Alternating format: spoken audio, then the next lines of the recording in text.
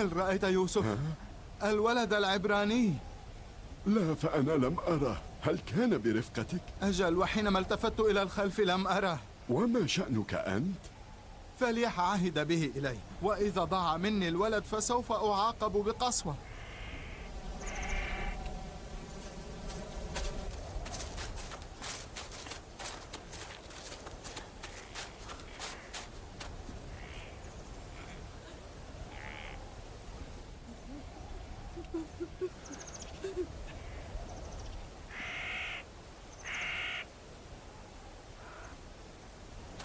إذن لقد هربت مني، وتظن أن بمقدورك الفرار مني؟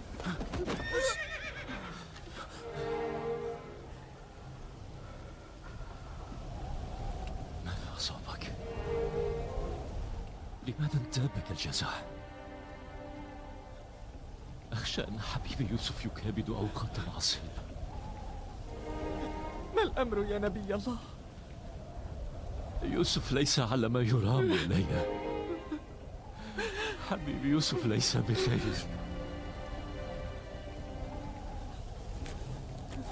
سأؤدبك بحيث لا تحاول الهرب مجددا. لقد حذرني مولاك من أنك مخادع، لكنني سأكسر رجليك حتى لا تحاول الهرب. سيكون مستحيلا عليك أن تهرب. لا لا لا لا لا، يدي يدي يدي.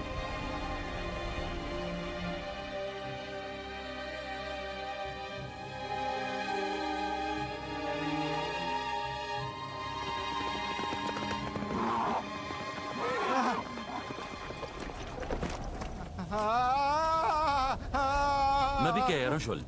اهدأ قليلا لأرى. لا أعرف ماذا حصل لي. فجأة دب الوجع في يدي. هذا الوجع لا يضرب بغير علة. إما أنها لسعة ثعبان أو أنك حملت شيئا ثقيلا. بينما كنت أسير خلف القافلة نظرت فلم أرى الولد، فعلمت أنه هرب. فتشت عليه فوجدته يختبئ خلف ذلك الحائط. حينها حاولت ضربه، لكن يدي شلت وبدأت تؤلمني. ما إن ضربته حتى شلت يدك؟ كيف لهذا الولد المسكين أن يطيق صفعة من يدك؟ ألم يخطر لك أن إلهه سوف ينتقم منك؟ يا صعلوك، نحن اشتريناه لبيعه، ولن ينفعنا إذا كانت به علة. لماذا هربت؟ أنا لم أهرب. هذا قبر أمي، أحببت أن أودعها.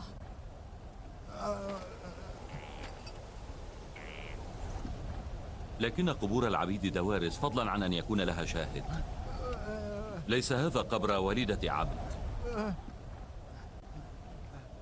من أنت يا يوسف؟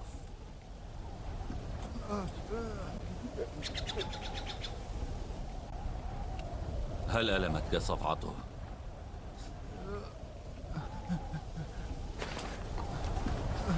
هل تعرف أي بلاء كنت سأنزله بك لو أنك هربت من بين يديه؟ إنه ليس رجلا بغيضا، لكنه لطمك خوفا من قسوة قصاص إياه.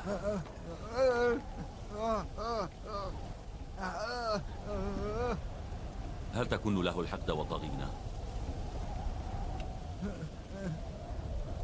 لم أؤدب يوما على الحقد والضغينة. أنت مبارك. إن عفوت عنه فسوف أحررك من وثاق يدي. ألن يضربني مجددا؟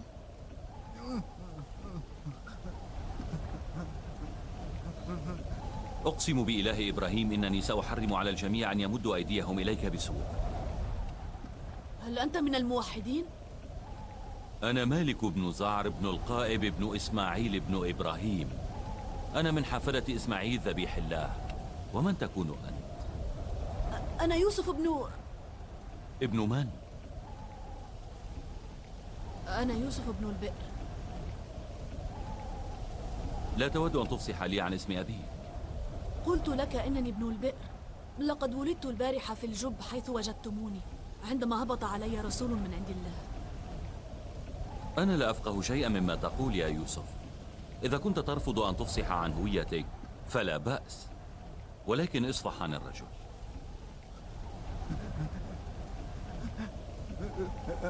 لا بأس بذلك، لقد عفوت عنه. أنت مبارك. جدد العهد بقبر أمك ولنغادر.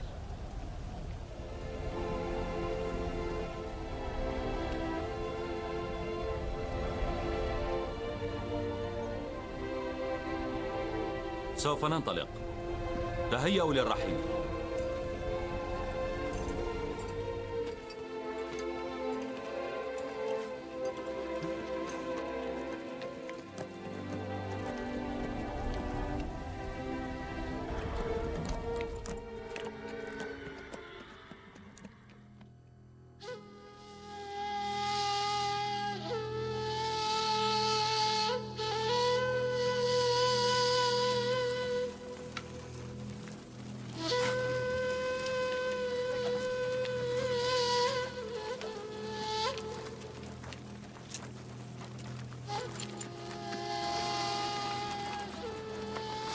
السلام عليك يا أبي. السلام عليك يا أبي. السلام عليك يا أبي. هل عثرتم على يوسف؟ وهل تراه كان تائها؟ لماذا أنتم مثخنون بالجراح؟ لن يعرف بنو إسرائيل بعد اليوم لا خيرا ولا بركة، ولن يأنسوا بحب ووئام. تلكم الذئاب التي فتكت بيوسف في أمسها ستنهش بعضها في غدها.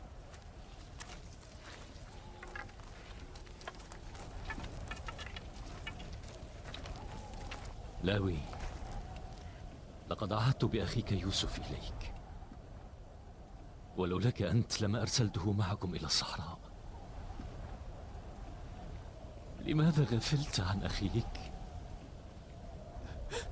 ما الذي حل بيوسف؟ ما الذي صنعتموه بيوسف؟ تكلم، إياك أعني. ألا لعنة الله عليكم؟ أين هو يوسف؟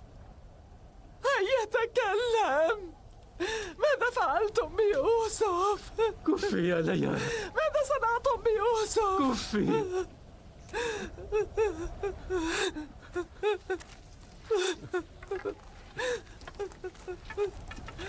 يوسف. لقد استوقفتني جملة حوادث وقعت لنا مؤخرا. لست أدري إن كنتم توافقونني الرأي أم لا. لولا أننا ضللنا طريقنا وسط تلك العاصفة لما جئنا إلى هذه الناحية أبدا. ولو أن الدواب لم تتوقف عند تلك البئر لأكملنا مسيرنا من غير مماطلة أبدا. ولولا الظمأ وقلة الماء لما استسقينا. هذه كلها كانت من تدبير الله كي نظفر بهذا العبد لنبيعه ونصيب منه ربحا كبيرا. رزقك يأتي إليك ولا تفوته. تتضافر الأحداث وتتكامل العناصر فيما بينها إلى أن تنال أنت ما كان قسمه الله لك في غيبه. وخلال هذه الرحلة كان هذا الغلام العبراني رزقنا الذي سيق إلينا.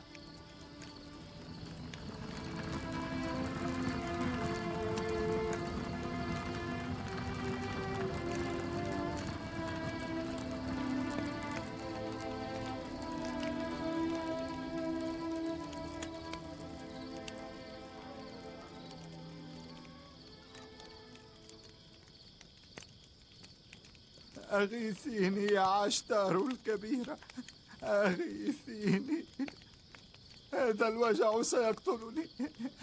أنقذيني سوف أهلك. خلصيني من هذا الوجع يا عشتار، أنقذيني من هذا الوجع.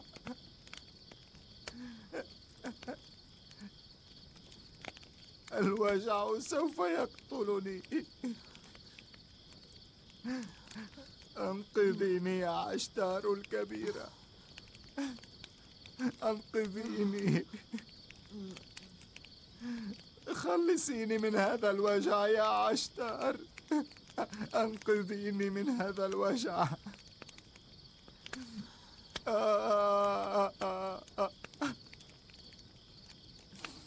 أنقذيني يا عشتار الكبيرة.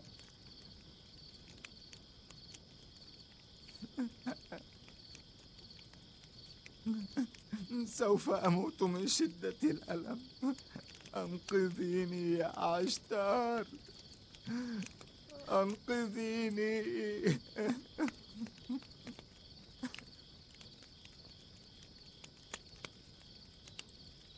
أنقذيني يا عشتار الكبيرة.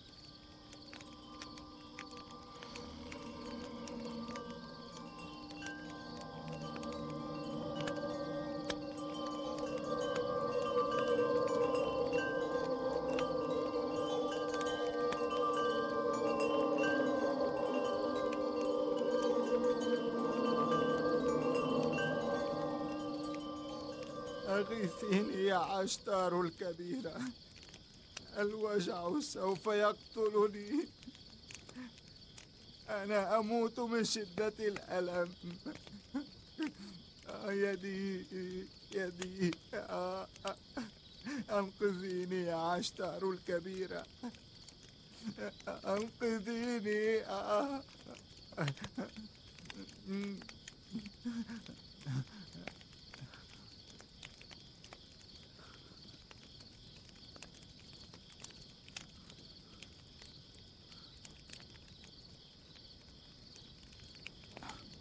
ماذا فعلت الآن؟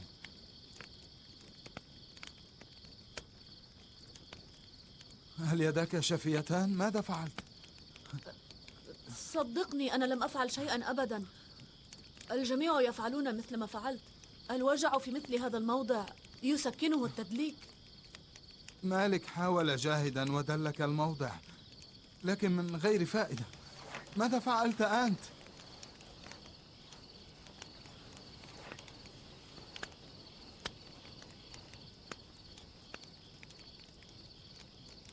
كنت ترمق السماء بطرفك. هل تراك من عباد النجوم؟ وهل يعقل أن يكون النجم الذي يأفل نهارا إلها يعبد؟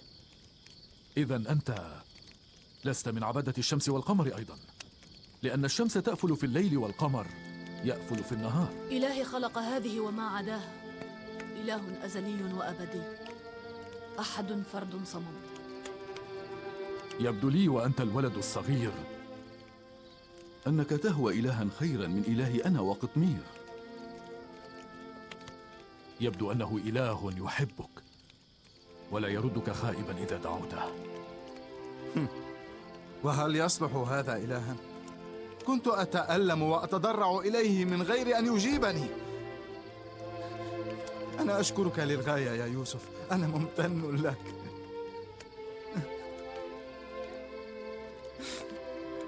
كادت روحي تزهق من شدة الوجع الذي حل بي. أكرر إليك اعتذاري لتلك الصفعة التي صفعتك إياها.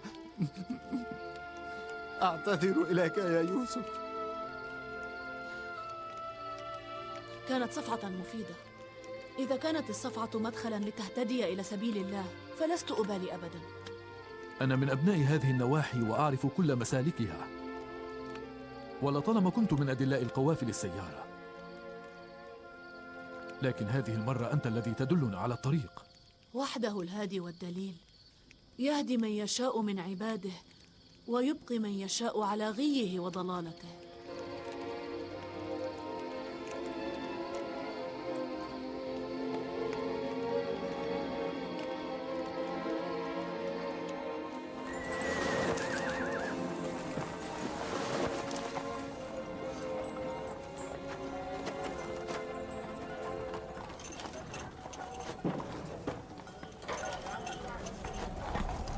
لا أعرف من يكون هذا الولد.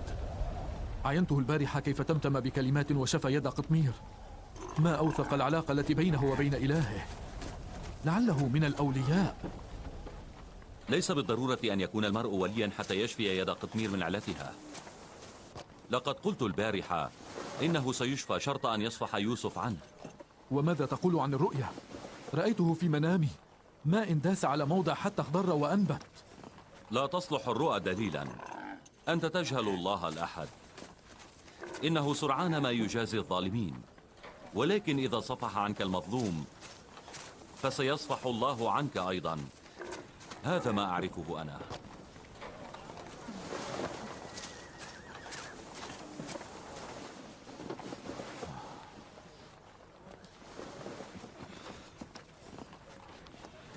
لطالما كانت هذه البقعة خضراء، ولكن قلة المطر تهدد زرعها بالهلاك. أنا من أبناء القرى المجاورة. إذا لم تمطر السماء فسيهلكنا القحط واليباس.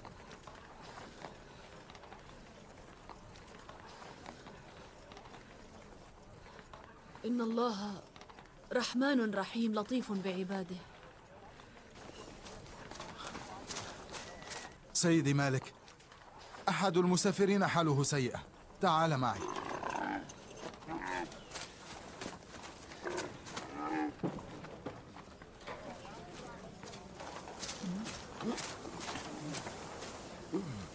إنه مريض منذ مدة، لكن مرضه اشتد اليوم.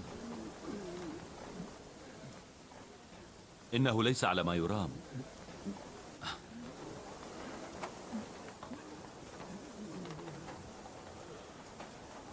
أراه يلفظ أنفاسه الأخيرة.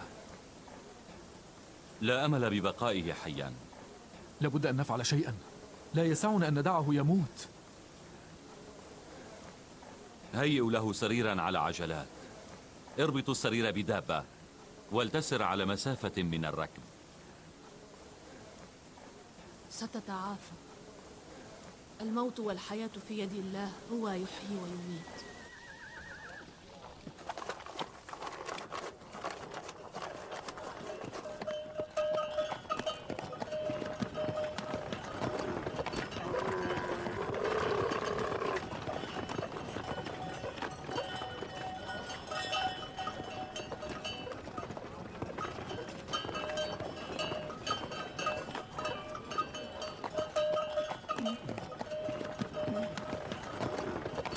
ولدي العزيز، إذا فأنا هالك لا محالة. سرعان ما سأموت بني. أنا سوف أظل ألازمك. سوف تتعافى. الموت والحياة في يد الله وحده. لا تفقد الأمل.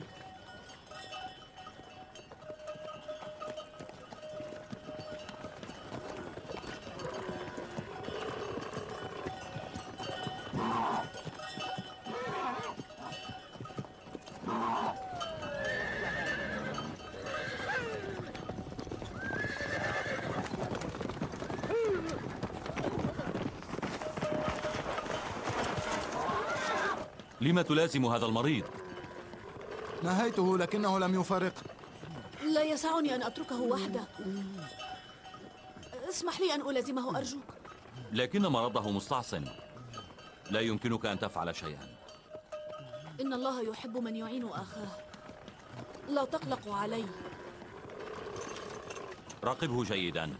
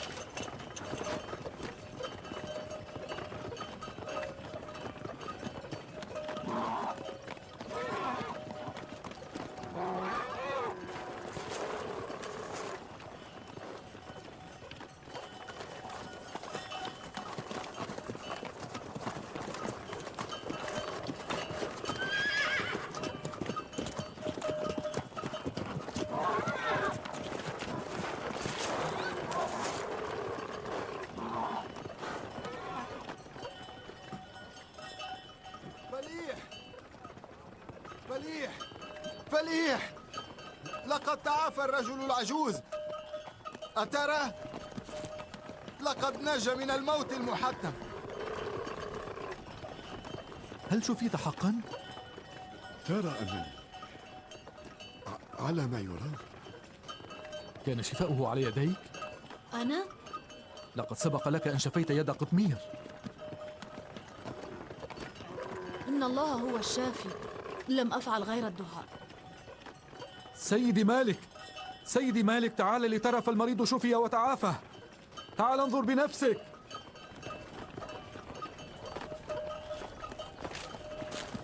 لماذا بالغت في الإصرار على أن تبقى ملازما له؟ أنا أيضا مثلك من الأدلاء، وخير الأدلاء من حرص على وصول الركبان بخير وعافية إلى مقاصدهم.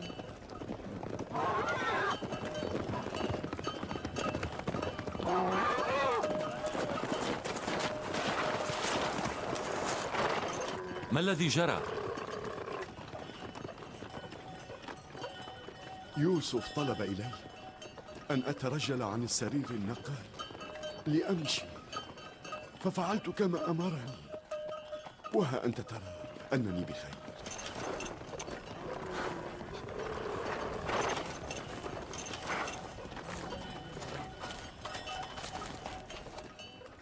سيدي أخبرني، هل حقا شفيت؟ أنا مدين بروحي وحياتي ليوسف، لولا أنه لازمني وداواني لكنت الآن في عداد الهالكين. كان بمقدور أي كان أن يلازمك ويداويك، أنا لم أفعل شيئا. هذا الرجل كان مشرفا على الموت، وكنا قد يأسنا من شفائه. لست أعلم أي إله هو إلهك يا يوسف، لكنني بت أعلم جيدا أنه مقتدر للغاية، وأنه يسمع دعاءك. لقد سمعتك وأنت تسأله أن يشفيني، ودعاؤك بني نقلني من حال إلى حال.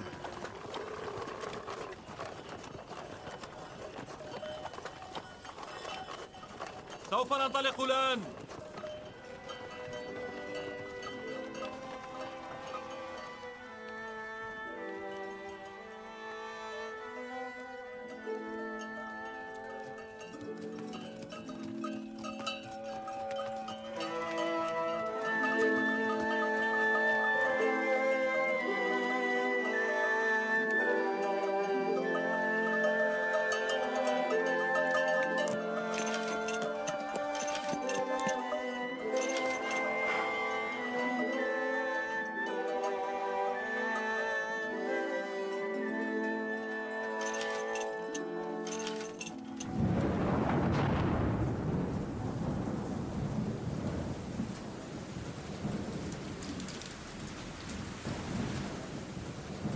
هذا المطر يهطل ببركة وجود يوسف بيننا.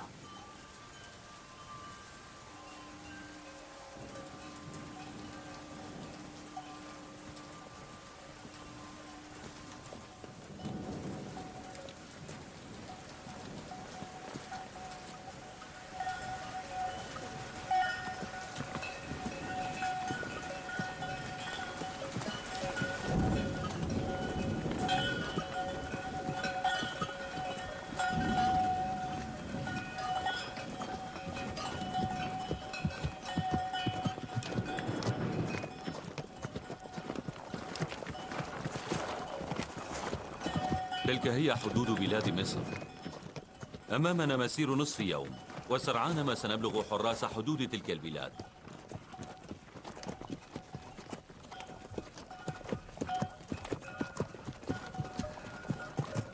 لم أرى أثرا لحراس الحدود طوال مسيرنا. الشام وكنعان والحجاز وما عداها من الأمصار تترك فيها الأمور على هواها، فلا حدود لها ولا أسوار لتحميها.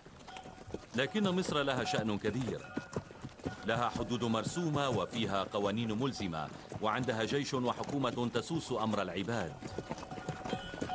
إن فراعنة مصر أقوى رجال هذه البسيطة يا يوسف.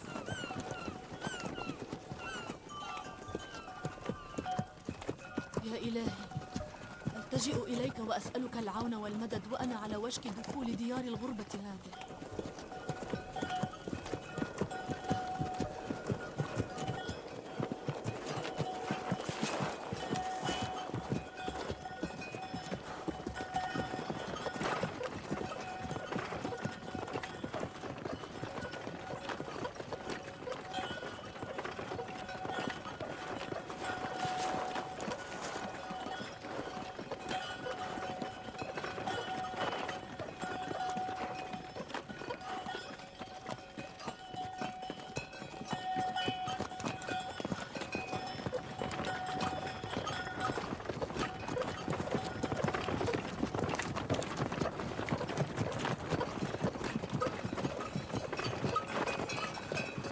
هذه تخوم مصر يا يوسف.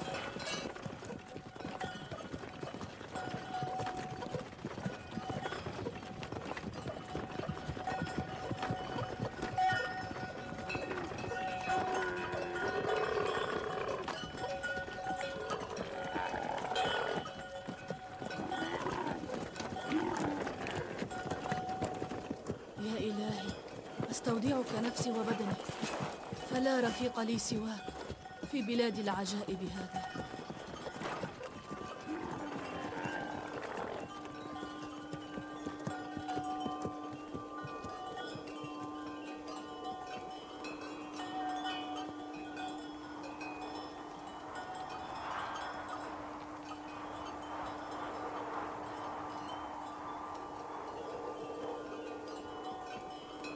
توقفوا! من أنتم ومن أين تأتون؟ أنا مالك بن زعر من بلاد بابل.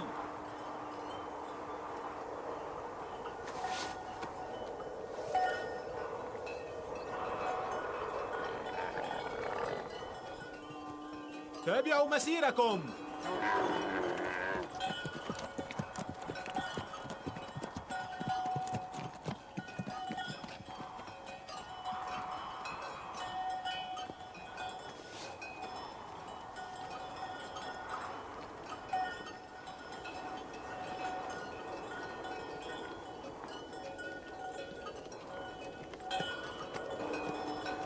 هل يعرفكم أولئك الحراس؟ بالطبع يعرفوننا، فنحن نقصد مصر للتجارة منذ أعوام خلت. مصر بلاد عريقة من غابر الأيام، لا تقارن بالشام وكنعان. ما أغرب الثياب التي يلبسونها. بلى، هذه العصبة التي على رؤوسهم ترمز إلى ثعبان فتاك في بلادهم. هذه البلاد تعرف ببلاد الثعابين. يزعم المصريون أن ثمة تنينا كبيرا يسهر على سلامة بلادهم وازدهارها.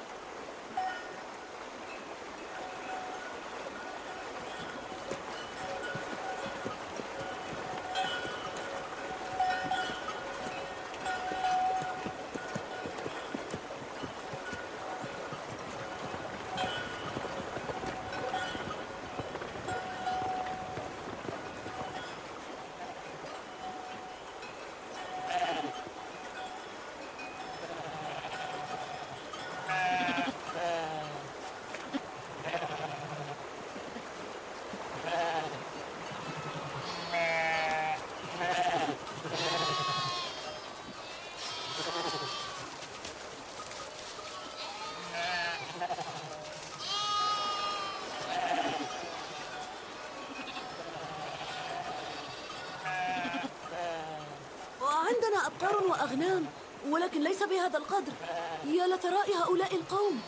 هذه القطعان والمزارع الخضراء إما أنها ملك للآلهة، وإما أنها لمعابد مصر، أو أنها لحاكم البلاد آمون. الجميع هنا يعملون بالسخرة لدى هؤلاء ولا يملكون شيئا. إله المصريين يقتني الأبقار والأغنام؟ كل شيء هنا ملك لإلههم. إن الله قد خلق كل شيء، ولكن ليس لنفسه.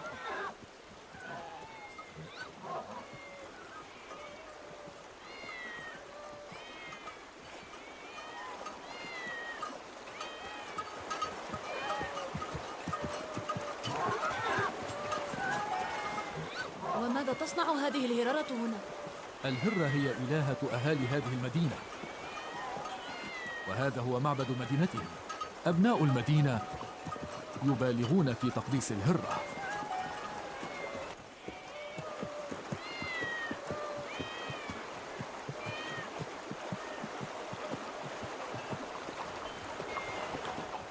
لماذا ترمقني هكذا؟ أنا لست ممن يعبدون الهرة، فليس كل الآلهة كإلهك أنت، لا عيب فيها ولا نقصان. أيها المحترم، الهرة هي إلهة أهالي المدينة، وهي تأكل الطعام.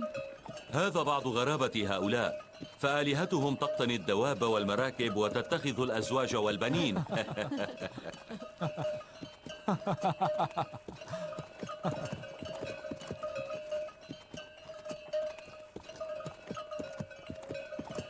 إذا لا أثر لعقيدة التوحيد في مصر؟ توحيد الله يعد جرما هنا. إياك أن تأتي على سيرة عقيدة التوحيد أو أن تهين آلهة المصريين. لن يطيق الناس سماع ذلك.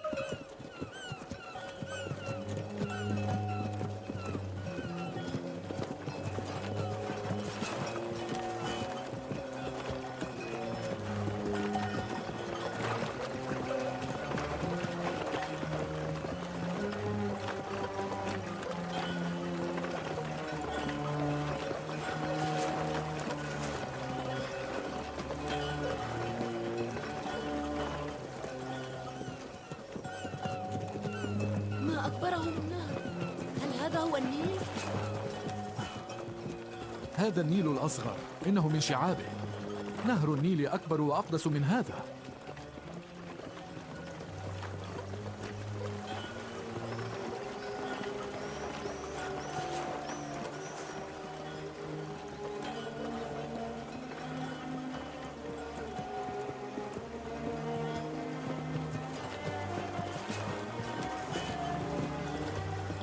لماذا هو مقدس؟ إنهم يقولون إن مصر هي هبة النيل. لولا النيل لما كانت مصر.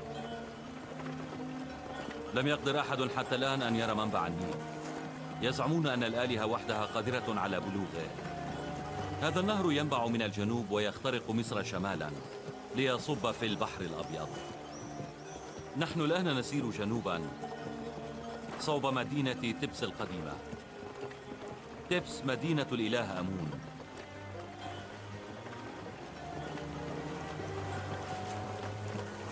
في الناحية الأخرى من النيل تقع بلاد المغرب.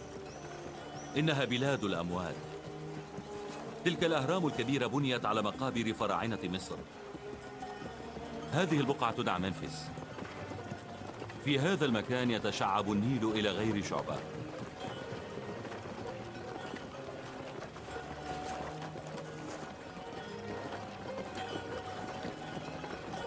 يا صديقي، متى ما بعنا يوسف إلى بعض أثرياء مصر سينعم هو بالأمان والرخاء أيضا، وسنربح نحن ربحا كبيرا.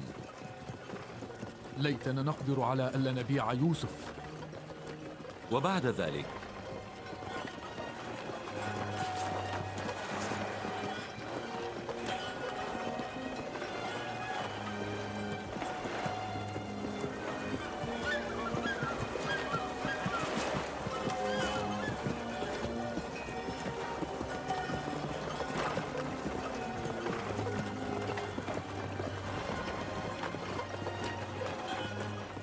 نحن نسير باتجاه الجنوب، وعلى يميننا ما زالت تمتد بلاد الأموات.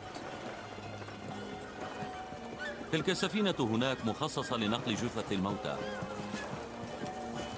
وعلى هذه الضفة من النيل حيث نحن تقع مدينة تبس الأثرية. مدينة تبس مدينة آلهة المصريين، وهي مقر حكومة آمون حاكم مصر الذي اتخذها عاصمة له. إنهم يطلقون على تبس اسم مدينة الإله آمون. انظر، هذه تبس تتراءى من بعيد. هذه هي تبس، مدينة 100 بوابة. 100 بوابة؟ ليس فيها أكثر من 10 بوابات، لكن المسافرين الذين يدخلونها يطلقون عليها اسم مدينة 100 بوابة متى ما رجعوا إلى ديارهم.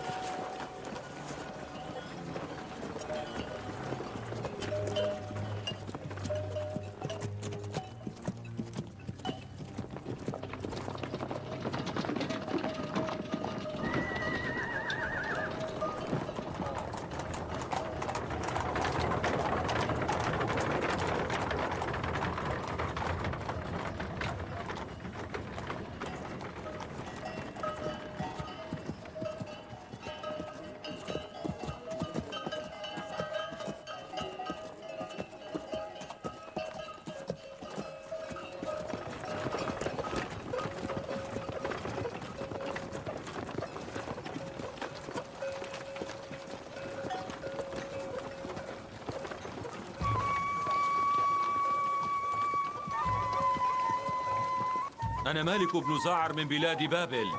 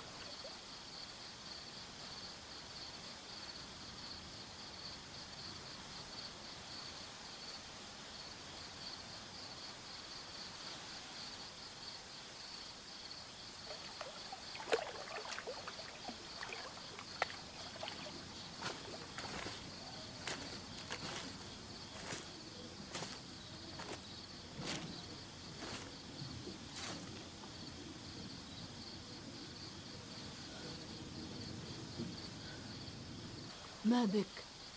لماذا لا تنام؟ أخشى أن تهرب مني.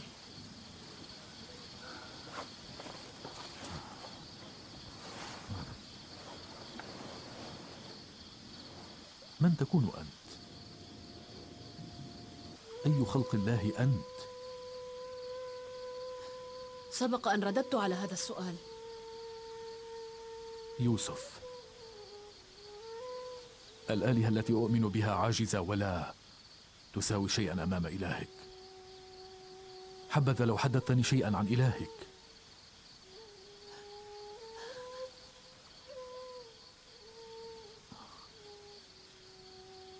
إنه حاضر موجود في كل آن وفي كل مكان.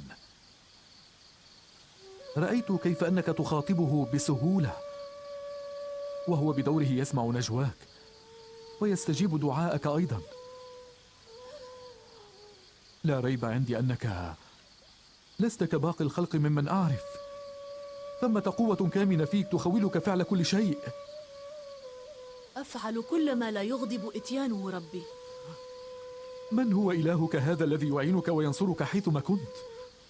ما أجمل ما وصفت به ربي. أود أن أؤمن به وأعبده. لقد آمنت لتوك، لا حاجة بك إلى تجديد العهد. آمنت حقا؟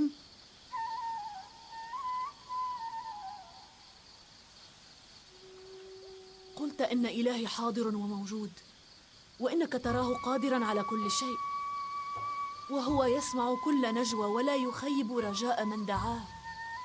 ثم وصفت آلهتك بالعجز والهوان والضعف. هذا هو الإيمان بعينه. تقصد أنني بت مثلك موحدا لله تعالى؟ صرت موحدا في الليلة التي شفى الله فيها يد قطمير، وقد سألتني أشياء تنم عن ذلك. من أنت؟ لماذا لا تتكلم؟ أنت عبد هارب في ظاهر الأمر، لكنك في الواقع سيد السادات. أقسم عليك بالله الأحد إلا أن... لا تقسم بالله، فلم يؤذن لي بالكلام. أقول فقط إن الذي أصابني كان بتدبير من الله وبمشيئته، وهو الذي ساق يوسف إلى بلاد مصر لغاية مقدسة. أي غاية؟ أطلعني على غايتك. أنا لا أعلم، سيتضح الأمر مع الأيام. لن أسمح لمالك أن يبيعك في السوق، سوف أمنعه. إن الله لا يخفى عليه شيء. إذا كانت مشيئته أن أسترق فلا أبالي. اذهب اذهب ونم، ولا يقلقنك أن أصير عبدا. أما زلت ترفض أن تطلعني على اسم أبيك؟ قلت لك أنا ابن البئر. تلك البئر التي أخرجناك منها؟ حسنا، كما تشاء. سأكتشف سرك يوما ما.